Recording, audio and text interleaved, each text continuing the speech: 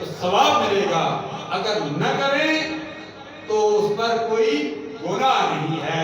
مثال کے طور پر کوئی نماز اشراق، نماز چاشت، نماز اوابین پڑھ لے، نماز تہجد پڑھ لے، بہت بڑا ثواب ہے۔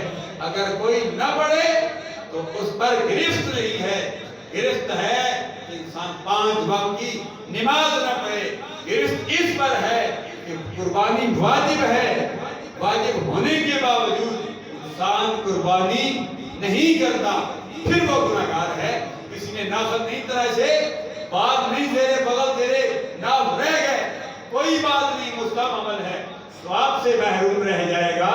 یہ ضروری نہیں ہے، ہم نے بعض چیزیں ضروری نہیں تھی، غیر ضروری مستحبات تھے، ہم نے ان کو فرض سمجھ لیا، اور جو فرض تھے ہم نے ان کو چھوڑ دیا ہے، اس لیے ہم مسلمان مار کھا رہے ہیں۔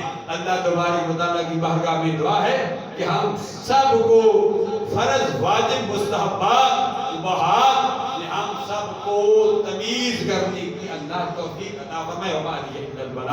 انشاءاللہ عید الضحیٰ کی نماز